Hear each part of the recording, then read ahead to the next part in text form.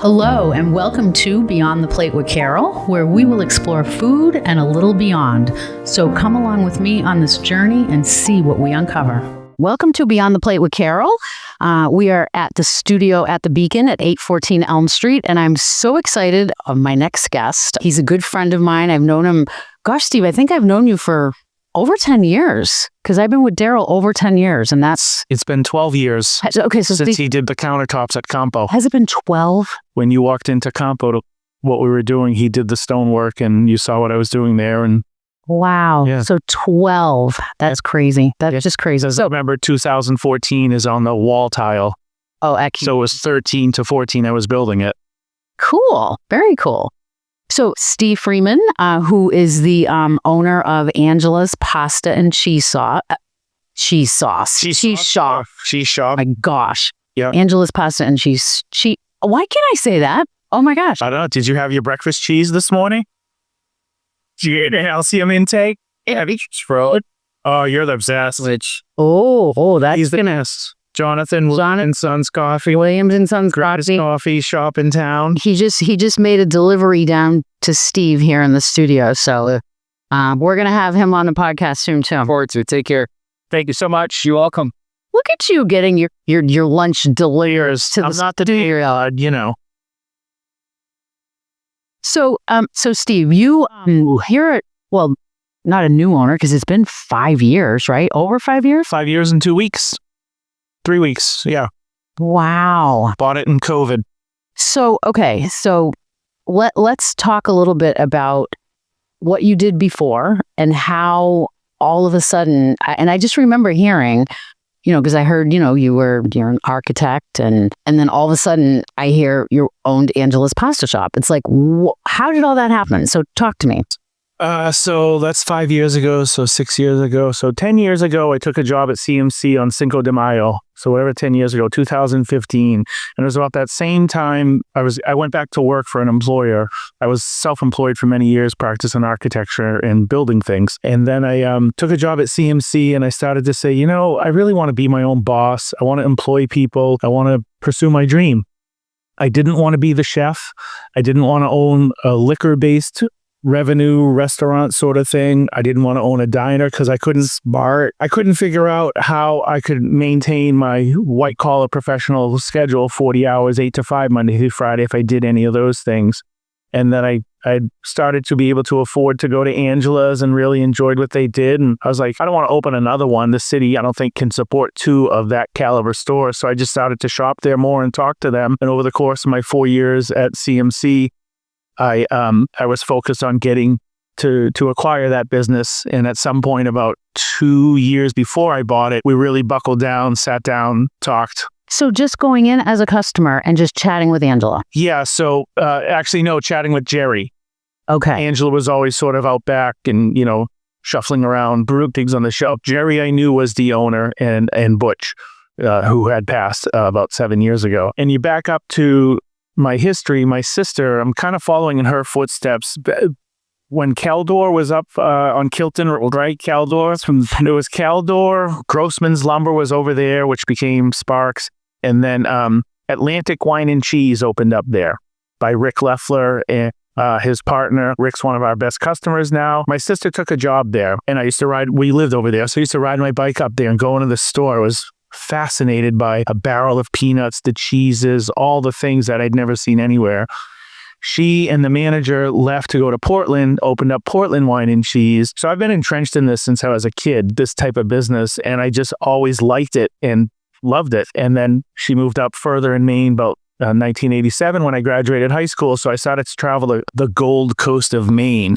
Fabulous cheese shops, fabulous gift shops, fabulous restaurants. And so I started to really just pay attention to what I enjoy with food. And I learned a lot by the cheesemongers who operate the shops along the coast, the prosciutto shops, the charcuterie shops, the butcher shops. And I was like, I think this is what I want to do.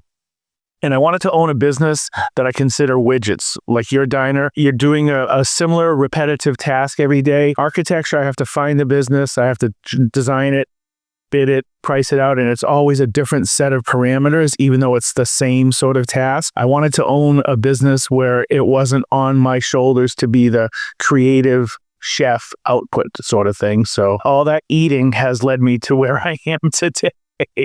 And I love it. I absolutely love it. I like your perspective on it. Like, you didn't want to own a diner, you didn't want to own a restaurant, and you wanted to keep that white collar Monday through Friday. Well, you're open on Saturdays, but no nights, pretty much no nights, no weekends. But correct. That I never really thought of it like that, because you have the kitchen, so you're still able to get that creativity out. Yep. And interesting. I never thought of it from that point of view. Yeah, I didn't want to work nights and weekends. I wanted to be available to be a father. Should I have a child? Well, I had a daughter 8.5 years ago, and I've been available for her. And as the owner, if she's sick or has an appointment, I have the freedom to go. I've been very, very fortunate with labor, great staffing, to have built it now 5 years later, where I'm making myself less essential so I can enjoy the fruits of my 35 years of labor more so, and be with my daughter whenever she's available, and vacation, do the things I love, and trust in the people back at the shop, do their job. To do what they're supposed to be doing while you're not there. Correct. And as if I am there, behind there, exactly, on their shoulder. Exactly. And that's a difficult thing to do. But when you have the right people and the trust and and all that, it's a big deal. It really is. It's worth all the pain, all the financial strain, all those things to get to that point. And every business owner or business advisor I talk to says, you deserve that. You're the owner. You should be there. I shouldn't be slicing prosciutto, even though I love slicing prosciutto, or wrapping cheese. I should have the staff being able to do that. And that's what I want to do. Right. That's what I'm doing. So for someone, again, if you're just tuning in, I'm talking with Steve Freeman, owner of Angela's Pasta and Cheese Shop, right in Manchester. You can also check him out on the web at exactly angelaspasta.cheese.com. And you can also find him on Facebook, and I'm assuming Instagram. Facebook, Insta, LinkedIn. Yeah, so all of them. We're on TikTok. Yeah, I can't keep up with this. I manage our Facebook page myself. I do that all myself. One of the staffs, two of the ladies on staff take care of Insta. I don't know how to use it. I think your Facebook goes automatically to Insta. I have not been able to do that. Really? My phone asked me, I've asked 6 people, can you make this work? I can't get cross-posting to We'll have to do that. I know. I've tried. Well, I can hook you up with someone that knows that. It says on my phone. In like an hour consult or whatever. Perfect. I'll hook you up. And I'm like, way, because I would love to replicate. Amy, just flow. Yeah. Okay. So for someone that, and it's funny, when you mention Angela's Pasta and Cheese Shop, it's an institution. I mean, it's been around Manchester for many, many years. 45 years.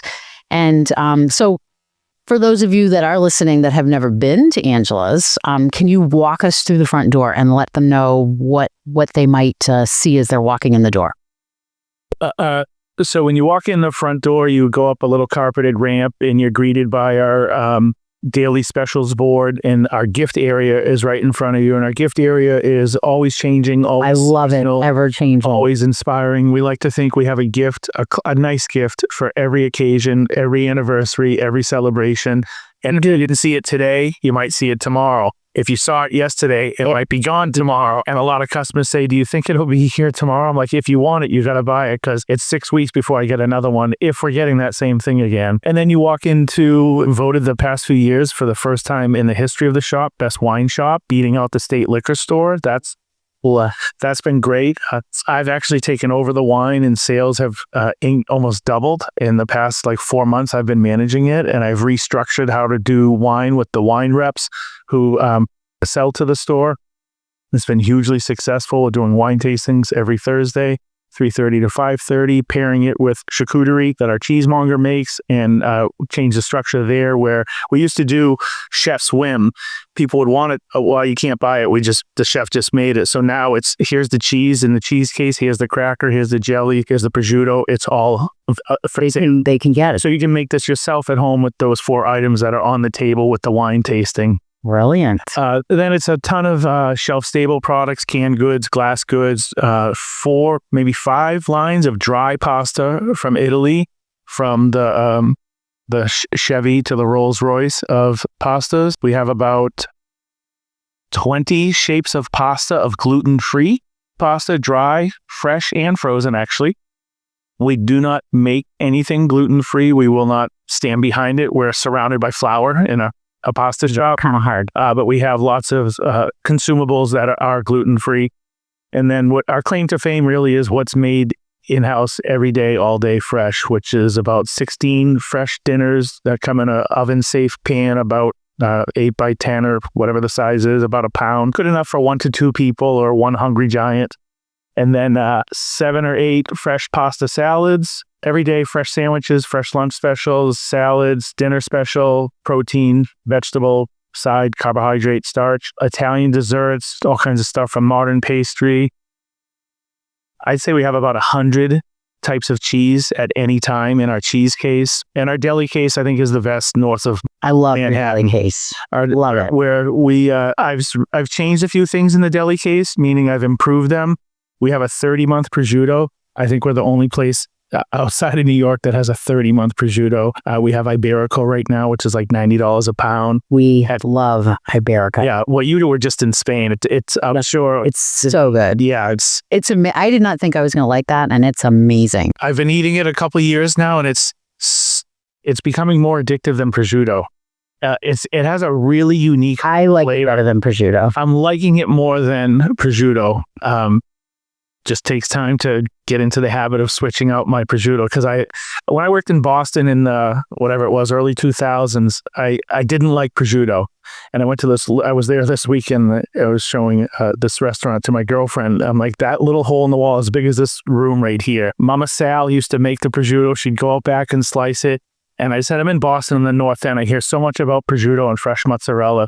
First couple of weeks, I'm like, I don't like this sandwich at all. Then I just forced myself. I'm like, this has got to be good. And now I'll take a bath in prosciutto. I'll wrap my hair in it. I absolutely love prosciutto. And it's one of the healthiest meats on the planet. Salt, time, and air. That's it. There is nothing else in it except meat, salt, curing time, and the air. Wow. That's it. Everything else in our deli has some other stuff in it, except Serrano and Iberico. Actually, Iberico does have some preservatives in it.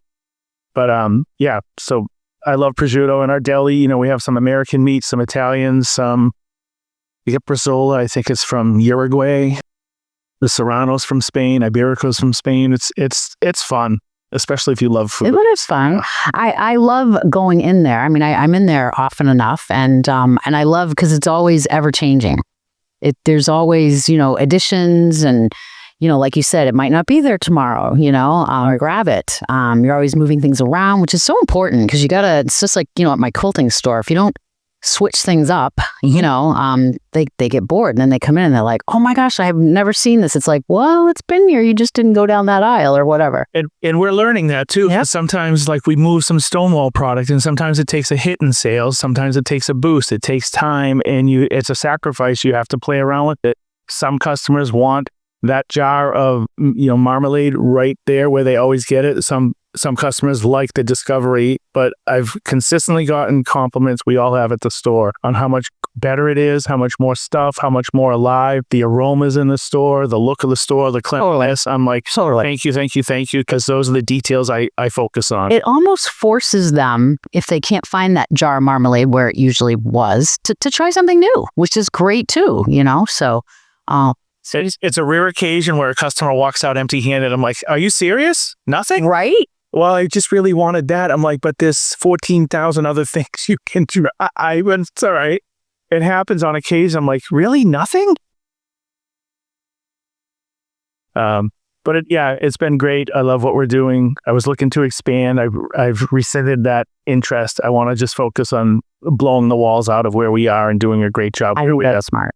Yeah, thank you. I do. I don't know how to do it like you do, to be quite honest. So I'm scared on how do I get 4 or 5 of these? And then I don't want to thin my life out to make a few more dollars or to build a reputation. And a few people recently have said, you know what? A lot of businesses fail when they expand. You've got a great business, a great reputation. Just continue to build one store and do the best you can and do other things on the side. Bigger sometimes isn't always better. Correct. It really isn't. My dad has always said that to me. The one up there that wants to open up another one, I'm like, oh my gosh, like crazy. And he's 85. I mean, come on.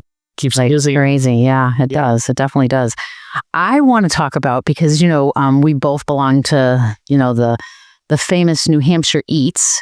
And I mean, for the most part, it's very good. I mean, when I'm looking for someplace new, I'm always, looking it up. All right, we're going to Portsmouth. So, where can we go in Portsmouth? And you can literally put the question in and you'll get like 20 responses within like 20 minutes most of the time, Sure.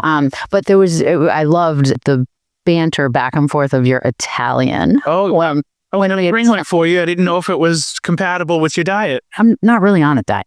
I'm not, but that's okay. I had your Italian and it's delicious. Thank you. I mean, but people are like posting pictures of Italian and then you kept chiming in going, I'm telling you, you got to go to Ansel's. It's the best Italian around. So let's talk about your Italian. Why is your Italian so special and so different?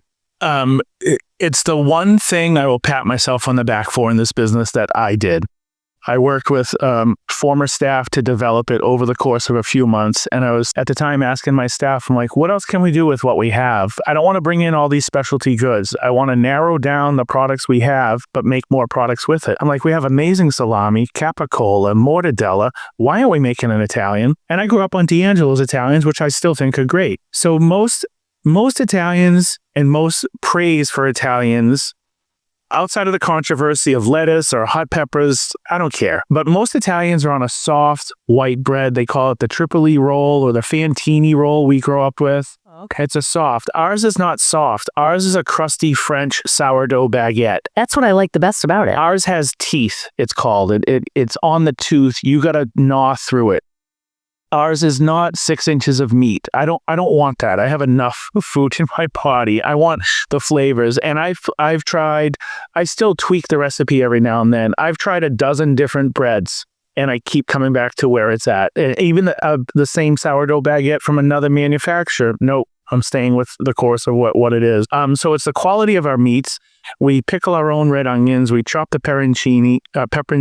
The biggest thing, I think, which makes our sandwiches awesome is our tomatoes. Our tomatoes are picked fresh in the field from Italy, marinated in oils and spices. So 365 days a year, you are eating a perfectly ripe tomato. Most Italians have tomatoes that are cut out of a countertop, watery, pale, pink in color. No. And it's not a tomato. It's not a tomato. And there's a way to ripen it in-house, but nobody does it. We do it at our shop for the Roma tomatoes we use on our pizzas Friday, and I've developed a method to make those winter tomatoes consumable and taste as good as the tomato you'd get off the bush today. Wow. So we treat all our tomatoes like that. So our tomatoes are consistent year-round and delicious. And that makes a huge difference, a good tomato. Oh, I mean, it totally does. The internet's lighting up right now with tomato sandwiches and mayonnaise, the taste of summer sort of thing, which I've never really had, but they slice them like half an inch thick. I'm like, I want to try one of those. So it's the combination of high quality meats. So there's flavor in the meats, there's texture, there's the right amount of fat in the meats. It's not a lot of cheap deli meats have a ton of fat and a ton of chemicals, ton of preservatives. And it's the crunch, I think, of the pepperoncini, the pickled onions, everything. And the fresh basil, balsamic vinegar, salt and pepper, extra virgin olive oil, and the baguette. And we make them fresh every day. And like my daughter says at daycare, you get what you get and you don't get upset. We make a certain amount every day, and when we sell out, we're done. We don't make anything to order at the shop, which is a unique part of our shop. You can order cannolis, and we'll pipe those to order, or deli meat we'll slice to order, or pasta we'll cut to order, but we don't make sandwiches to order. And, we sell about 4 or 5 dozen of those Italians a day. We've now put them on a platter and cut them into bite-sized pieces so you can take it to a party or for catering and whatnot. Nice. And I just think it's remarkable. I've tried 25, 30 shops in New Hampshire that have been on New Hampshire Eats. Good.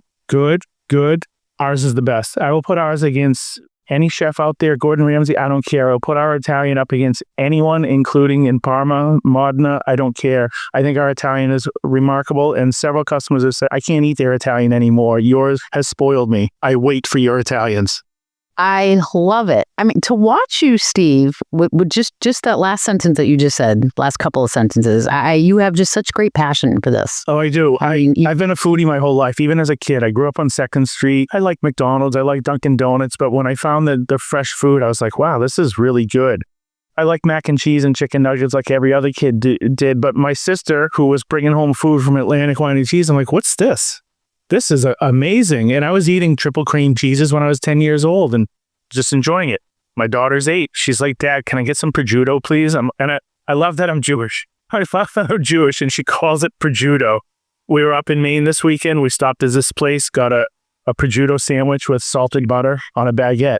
She just took the prosciutto out. She just wanted the baguette. I'm like, Dad, do you want the prosciutto? Every time she says it, and I don't correct her because she'll develop the enunciation down the road. I'm like, this is my dad would be so proud of you calling it prosciutto. I love it. I love it.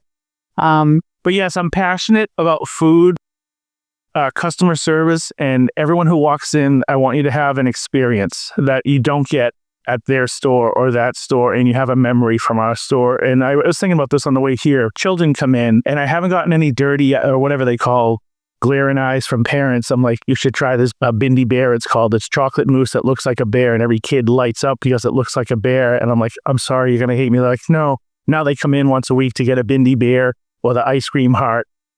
And those are the memories that children have. Remember, we used to go to Angela's and he used to give us the Bindi Bears. So I like making a store that's fun. And our culture, which I thank my 2 managers for, is you're going to fit here or you're not going to last here. I don't want a cancer. We don't want a cancer in our organization. We want you to come in and be happy to work here. Take care of each other. You're not happy. I always said that. We're an at-will state. Hit the road. Yeah. We'll give you a chance. And we had some people, one day I'm like, nope. Sorry, I always hired on trial, and I said it's to benefit both of us. You may not like it here, and I may not like you here. So right. It's a trial, and that's how I always did that. I've done it a few times successfully, and they're still with us. Yeah. Is before you leave that job, why don't you come in here part-time? Just try it out. See what it's like. You got Thursdays at free. Come in on Thursdays and work for 3 hours, because a lot of people want to, I think, work in a place because it seems fun as a customer. Well, as a customer, it is fun. As an employee, it's fun, but you have to work to make it fun for the customers, and work requires effort. Yeah. Totally. So I've learned over time we're going to try this out. You may not like it. We may not like you, and we can part ways, and you can still shop here. I can still see you socially in public. No hard feelings, but it's got to work together. We have to take care of each other. When you tell them both ways, then they're like, because they think automatically it's if I don't like you, but it's not. You may not like it here either. So right. Yeah. And if you don't like it, I don't need you trying to sink my ship. Exactly. It's so true. It's so true. So I would definitely be amiss if we didn't talk about, two things. First, your events that you've had, like Daryl and I went to to one of your chef when Chef Ed was there, which was so fun. That was really, really fun. Thank you. So are you going to be doing more of that? Let's talk about that a little bit. Yeah. My goal is, with the help of this broadcast and other things, I want all the chefs in the local area to take a night off and come teach a class at Angela's. Ed's retired. I think he's one of the best chefs ever. I love what he does, and he's so good at it and so easy. And I'm talking to a couple other chefs. We're kind of taking the summer off because it's hot and people are on vacation. I don't want you coming in the kitchen. I don't care how much air conditioning I have. It's hot, and I don't want to cook on a Tuesday night in my kitchen. I want to be at home on my grill with my bathing suit, and So we're trying to line up some courses for the fall, and we're not trying to teach you how to be a chef. We're trying to teach you some basic things to make just a simple carbonara with 5 ingredients. And as you saw at the class, don't think you're going to go home and perfect this tonight, but make it once a week for 10 weeks, and you'll do it with your eyes closed. Now you've got that in your wheelhouse that I can pull out guanciale at my brother. Guanciale, that's another one of Daryl's favorites. Yeah. Oh my gosh. Yeah. So we're doing more cooking classes. We're doing wine tastings every Thursday. That's been wonderfully successful. And the reps, I kind of spun it on them. I'm like, we just got voted best wine shop. You need to help step it up. Do something. You need to come in here and watch your inventory. If you don't ask them, they're not going to offer, And they all stepped up. I call them the Fab Four. I have 4 wine vendors. I'm negotiating with a 5th and 6th, but these 4 people have been incredibly supportive of the store in my 5 years. I'm like, you deserve the opportunity. And I'm leveling it all out so they all have a sort of fair market share, so they all put in an equal amount of effort and they get an equal amount of sales, sort of thing. And when I say, this one, it did well at the tasting, but it's dead. No one's buying it. Let's taste it again. Let's get it moving, or put something else in there. And it could be yours or one of the other Fab Four. It doesn't matter to me. They probably have their own uniqueness, Oh, sure. Yeah. So that's what we're doing for events. We'd like to do a lot more. The problem is I've not been able to get more than I need for labor, that three of us can cut back our hours this week to work Tuesday night and Saturday night. Right. So we're conscientious of how many events we have to do. Even those cooking classes, it's 5 of us and the chefs to put it all together. And I think they're great. You get a discount, you get fed, you get wine, 3 different wines included. It was awesome. I loved it. Shop at, I think it's 25% discount on anything that was featured that night or used, including cookware. So trying to make it fun, enjoyable, and give you a discount on the way out. I love the idea of you inviting other chefs in. Like, I've just been interviewing a few like amazing chefs. Mm-hmm. I'm thinking right now in my head of like a couple of them that I think would go. Do you know Chef Keith? Yes. Saracen? Yeah, we're talking.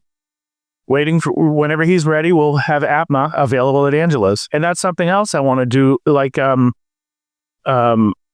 if you could package a hash brown special, in which I think is the best thing in New Hampshire, if you could package that in a way to resell it, why not be able to get the Red Arrows? Well, you're not a good example because you're open 24 hours, right?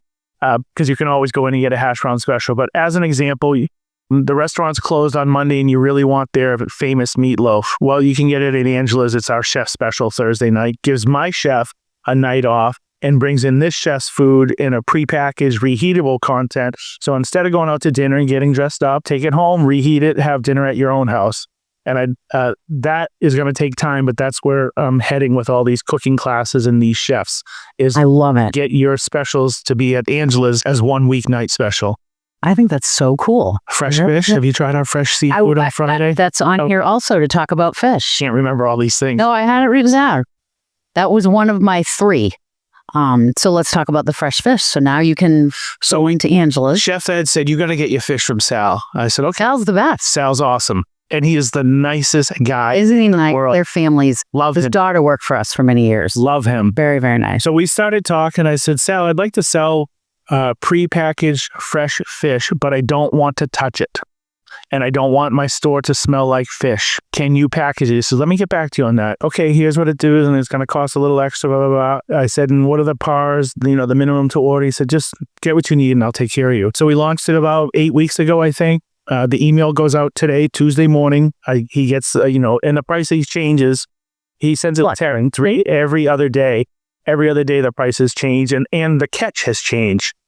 So like this week, it's I choose from the 50 things he sends. I choose like 5. It's always scallops. It's always fresh crab meat, a fin fish, and a flatfish. So this week we have haddock, and then we have fresh, wild Copper River salmon. Ooh. Wild salmon, which is really hard to feed in today's markets. So you send an email to us, info@Angela's Pasta and Cheese. You get one email from us, no marketing, no shtick, on Tuesday morning. Here's what we're offering this week. Email your response by Wednesday at 2. I order it Wednesday at 2:15. Sal delivers it Friday late morning, early afternoon, and you pick it up after 3. Now, with fresh fish, the fish you get at Angela's Pasta on Friday was swimming up until Thursday at dusk. So the haddock that you're getting this Friday is in the ocean right now, swimming till some point Thursday when they land it. It goes directly to processing, and it's cryovac in about a 1-pound plastic container, and it's remarkable. There's even the big restaurants, including the fancy organic ones, their fish is not as fresh as from Thursday to Friday because of how they buy. And you start eating haddock from us every week or scallops, you won't go back to the grocery store. Even the fish stores, I hate to say, when I learned how quick we can get this and how fresh it is, and fish is one of those things, you got 3 days at most. I totally agree. So I had halibut a few weeks ago. I didn't cook it till Sunday, and it came in Friday, and I was like, and it was just starting to get fishy. And part of that is because we keep it in plastic. And Sal said, no, you want to get it out of the plastic as soon as you get it home because it needs to breathe. I had it Sunday, even though it just started to get that little less than freshness, it was like butter. It was so good. I was like, wow, this is 3 days out of sea. And that's when most of it hits the fish markets or the grocery stores. It's true. So I'll put our fresh seafood up against anybody. So and that's like a new thing you said as of like about 8 weeks or so. Yeah, because so we switched to that's pretty cool. We switched to Sal as our supplier I don't know, last year sometime. And just looking at the fish that comes in, I was like, wow, this is not what we've been getting. And we're not, we're a Highline store. And I said, it's going to cost us more. Our customers are going to appreciate it more. They're going to have to pay more. They haven't complained at all. Our fish sells out every Friday. Whatever. We still have a chef special, which is some sort of seafood. Like I think he's doing salmon this week. You just, once you've had fresh fish, it's like once you've had 30-month prosciutto, you're not getting it at the grocery store. It's if you appreciate it and you like it. Right. It's not for everyone, but I'm very proud. I'm very proud of the things I've introduced and what I've been able to maintain and build on. I wasn't looking to change it. I wasn't looking to downgrade it. You're making it your own, and you're improving it. Little by little. My goal is to make it my primary grocery store for my diet. So I bring in a lot of foods that catch my eye. Looks good. I'll try it. My fabric store is my fabric I like. Right. So it's your dollar. It's your risk. None of the employees suffer. I do, and that didn't sell. That didn't write a lot of those cookies for a few months now. And 9 times out of 10 it works. 1 out of 10 don't work. That's fine. Of course, it's learning. Yeah, always ever learning. So I would totally be amiss if I did not bring up with you Frank Lloyd Wright. Yeah. So let's talk about that. Let's talk about what do you want to know? Cooking in the Frank Lloyd house. Frank Lloyd Wright houses. Yeah. And traveling. Yeah, that's you can see my tone change. It's a dream come true. I started writing letters to Frank Lloyd Wright homeowners in the late 90s when I was more of an active chef becoming into architecture. And I said, I just want to come to your house and experience your house. If you let me in your house, I'll cook for you. I'll cook for your wedding. I don't care what it is. I just want to spend time in a Frank Lloyd Wright house. We have, by the way, Manchester has 2 on the same street owned by the same entity, the Curie Museum of Art. Only place in the world that has that in existence. 2 by the same entity on the same street that you can tour as the same tour. Right here in Manchester, our backyard. 2 very different houses. Anyways, which Angela's the exclusive caterer for. And I've told my staff, come hell or high water, when the courier calls, we're doing the event. I don't care if I have to close the shop. I'm catering at these Frank Lloyd Wright houses. So a letter got picked up of mine. I think it was like 98 or something. And he's become a good friend. His name is Mark Hertzberg. He's written like 5 or 6 books on Frank Lloyd Wright houses. He said, I wanted to reach out to you because you were the only person. He was writing a book called Letters to Hardy, a house from 1902 in Racine, Wisconsin, on this beautiful cliff, one of Frank Lloyd Wright's early houses. And he said, I've got a pile of letters, boxes and boxes of letters, thousands of letters. You are the only one who offered something. Everyone else just wanted to see the house. You offered to cook. He said, is that still on the table? I said, well, I'm not. I was catering in Chicago at the time when I wrote those letters. I said, well, I'm not actively doing this, but let's see if we can schedule something. Fast forward a little bit. I don't know when it was, 6, 8, 10 years ago. He put things together. So I went out to Racine, Wisconsin to cater at the Hardy House. I stayed there for a week. It was my first time I could touch the doorknob to open the house. And so I cooked there, had a great time. Now, we cooked like for the family? Cooked for the family. They had the whole family over on whatever it was, Friday night. But I stayed there, had my own bedroom, smoked a cigar on the patio. It was wonderful. So that trip got me into 10 houses in the Racine, Chicago area on that trip. And introductions with, well, who is this guy? You want to stay in my house? Then they meet me and, oh, that's your story? Do you want to come back in the fall? Yes, I do. So I got into a lot of other houses. I've been around 14 houses now, I think, that I've been a private guest, personal guest, stayed in the house, cooked for people.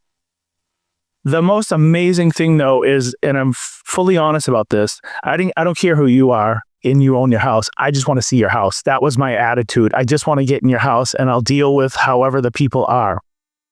I didn't realize the intimate bond I would have with these people and the experience it created for them. And 3 on that trip in Wisconsin wept when I prepared dinner because of the first house, the Hardy House. The former owner died suddenly and left it to his brother. And it was the first time the house had been alive for like a year and a half with 15 people, and the wife was crying. I was like, wow, that was powerful. I went to another house, the Johnson Wax house in Wind Point, Wisconsin, like the Zimmerman house, but 10 times bigger, huge. the Johnson daughter had passed away a few years earlier. It was the first time the husband had been. It's an L-shaped house, and this wing he didn't go into anymore. He stayed here, went down here to the kitchen, and went back. He hadn't stepped into the dining room since his wife passed. We're sitting down to dinner with all his friends. There's like 10 of us. He starts crying. I was like, what's going on? Did I make it too spicy? He's like, I haven't been in this dining room since my wife passed. I was like, wow. So it created some really powerful experiences well beyond my selfish interest and experience in the house. So I'm the only guy on the planet that does this. One person on planet Earth, it's Steve Freeman, that has been doing this. I've got a few feelers out there now for other houses. I've been auctioned off for other houses to be a guest chef there. Went out to one in March, took a vacation, and just stayed in this house that's an Airbnb in the middle of nowhere, Michigan. Absolutely loved it. Had a couple of Frank Lloyd Wright homeowners from the area come over. Well, you want to come over to our house Sunday? Yes, I do. And we went over and had cocktails and appetizers. So as an architect, chef, it's the best of both, all the worlds come together, where I get to be a guest at your house. I get to meet these people. And once they see that, I'm just a person who's passionate about this, they're like, do you want to come and do a party for us this summer? Like, yes, I do. I'll figure out how to get it done because my days are limited and I want to experience as many Frank Lloyd Wright houses as possible. That's wonderful. And for anybody who's listening, any really cool house I'm up for. And I post on Angela's, do you have a house on the lake? I'll come and cater. I don't care. It's put me on the water. I don't care if it's a cabin, just to experience different architecture and different settings as your caterer. Very cool. So that's my story of what Frank Lloyd Wright. And I love it. It continues, and I'm still pursuing more opportunities with it. So is there anything that we might have left out that you want to talk about with Angela's? Something for everyone. The motto I've come up with, I don't think anybody knows, but it's Neil Young lyrics. Everything you're looking for is from one of his songs in Greendale, the town of Greendale. It's a fictitious rock opera he did. And it's everything you're looking for. And it's some of the best stuff in the world right here in Manchester, that every time we've had a lot of new customers in my tenure, and I'm blown away. You can see it in their eyes. They're like, wow. I didn't know this was here. I didn't know. I never heard of this. Where do you, So it's a fun store like that. It's we're not a grocery store. We're not Market Basket. We don't have 2 aisles of potato chips or anything, but we have incredible potato chips. Your potato chip from is so good. Spain and Portugal, and now we got some new ones from France. Have you tried them? They have French cheeses in the chips. Yes, I have tried those. They're amazing. And then you talked about those sodas. The blue can. The very colorful ones? Yeah. Gosh, I went in specifically one day to get them. I got like 3 of them. Those are so good. I watch your posts and I'm like, damn, I got to go get some of these. And that's what's fun about, I go to food shows or I just keep my eyes out. And like this weekend, I coming home from Maine. I stopped at half a dozen of those stores. Like, what's this product? So yesterday, I spent a couple hours emailing 25 manufacturers. I'm like, I saw your product. I want it in my shop because I've not seen it in New Hampshire. And I'm starting to ask for exclusivity because I've seen it shows up in my shop and then it starts in order and it's like competition. I'm like, and our shop is very unique. We need to stand out and have a purpose and have a reason for you to come in. And it's not price. We're not cheaper than you, because some of our crackers you can get at Market Basket. I still don't know how they do it, but I pay more wholesale than they sell retail. I'm like, I just don't understand this world. So it's just a great shop. There's something for everyone, and we cater from the homeless to the healthy. And some people come in and they pull the pennies out of their pocket because they really want white bean salad or whatever it is. And some people don't even look at the bill. And we cater to everyone because we found that everyone has a penchant desire for some we have. Yeah, totally. I always like to end with, I know you like to go out to eat, so I always like to end with, what's one of your favorite places to go to in the city? In the city, probably Thai Connection. Their papaya salad with some heat is, I actually saw, I think Guy Fieri or someone say this papaya salad he was doing I think it was Guy Fieri, who's been to your place. That papaya salad they have is like nothing I've ever had. I tried that there. It's like 100 calories, so you can inhale it all and not feel guilty. Papaya salad. It's green papaya, which is really like light green, white, and it's long noodles like bucatini with tomatoes, chopped nuts, and as much heat as you want, and some cilantro, lime, Thai vinaigrette. And it is such a good salad. I'm going to get one. Yeah, it is, especially during the summer when it's hot and you eat outside. That's probably my go-to place consistently because it's healthy, clean food. I don't get fried dumplings. I get, the healthy things in there. Shiitake buns, I think, are great. I like their miso noodle bowl. I don't know if I've had that one. Very good. Our hash brown special at the Red Owl. My daughter and I go like together on holidays now, and she loves the Mickey Mouse pancakes and chocolate frap that's the size of her total abdomen. I can't believe how big she's getting. Oh my gosh. And I really like fondue out at Jack's place in Bedford Village Inn. Oh, yes. I forget about that place. I forget about that place. And I'd be amiss if I didn't say Cotton is like consistently so good. Yeah. Always. And I went there last week, sat outside. I'm like, This is the same menu from 1978. That's how good it is. It doesn't need change. It's so good. And everything there is just on point. I think Jeff does, his thing does a great job. And it's always good. Always good. Definitely. Yeah. We like the Crown. Crown's great. Best patio in town, I think. Yes. I love that place. I didn't even know up until not too long ago, maybe the last couple visits, that they had an outdoor little bar.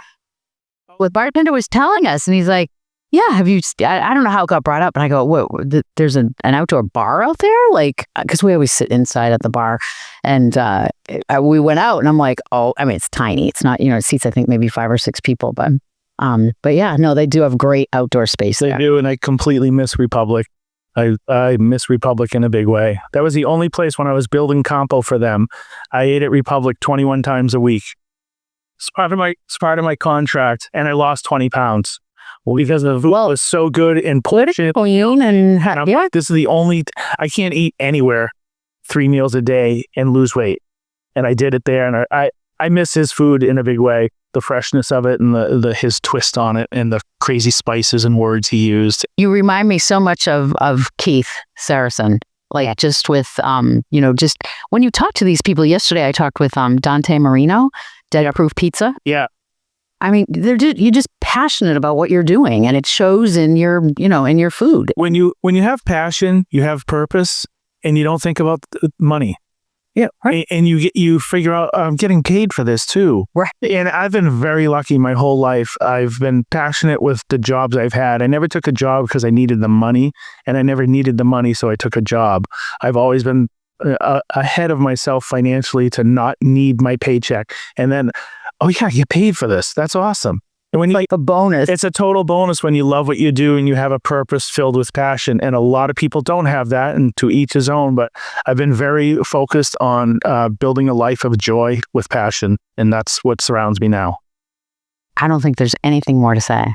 Thank you so much, Steve, for coming on. Thank you so much. My pleasure. And so I'll talk to you soon. All right. Thank you. Ciao.